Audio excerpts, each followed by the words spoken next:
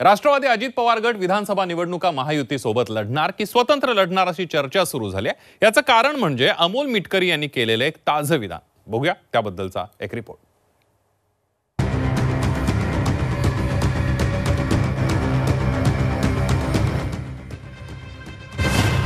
अजितदादांची वेगळी बात। पुढे आता एकत्र लढणार आहोत की विभक्त लढणार याबद्दल सर्वात मोठी साशंकता आहे। 80 ते 100 जागांची मिटकरींची मागणी।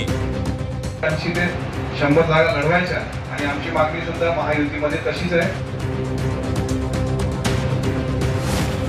मिटकरींनी तोंडाला आवर घालावा, दरेकर यांचा हल्लाबोल। अमोल मिटकरी यांनी तोंडाला लगाम घालण्याची आवश्यकता आहे।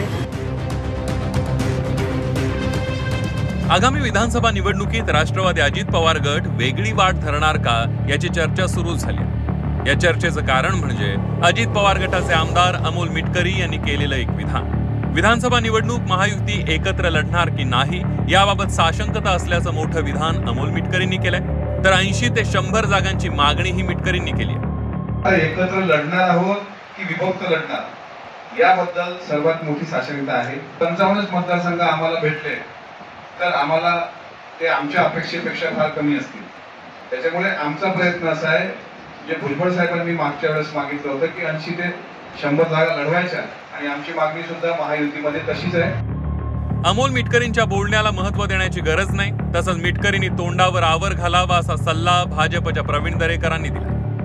अमोल मिटकरी यांनी तोंडाला लगाम घालण्याची आवश्यकता आहे, कारण अमोल मिटकरींना अधिकार दिलाय का, जे अथॉरिटी आहेत काही प्रदेश अध्यक्ष किंवा नेत्यांनी जाहीर करावं, जेणेकरून त्याने घेतलेली भूमिका ही भूमिका अधिकृत आहे असं आम्ही समजू।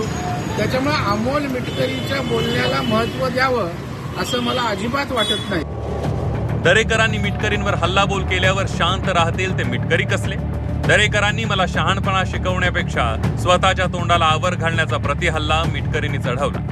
ते वयाने ज्येष्ठ आणि अनुभवाने ज्येष्ठ असल्यामुळे मी त्यांच्या या प्रश्नाला उत्तर देऊ इच्छित नाही, पण जर त्यांच्याकडून काही प्रतिक्रिया राष्ट्रवादी काँग्रेस पक्षाला आला तर त्याला उत्तर देणं हा माझा धर्म आहे।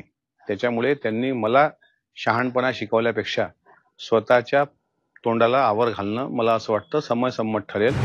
संघाचं मुखपत्र असो किंवा मग रामदास कदम, लोकसभा निकालानंतर पराभवाचं खापर अजित पवारांवर फोडण्यात आलं होतं, त्यामुळे अजित पवारांच्या गटात नाराजी असल्याची चर्चा आहे। दुसरीकडे जागा वाटपावरूनही अजित पवार गटाने सुरुवातीपासूनच आक्रमक भूमिका घेतली। 2019 मध्ये तेव्हाच्या राष्ट्रवादी काँग्रेसने विधानसभेच्या 121 जागा लढवल्या होत्या। आताच्या विधानसभा निवडणुकीत 80 ते 100 जागांची मागणी अजित पवारांच्या गटाने केली।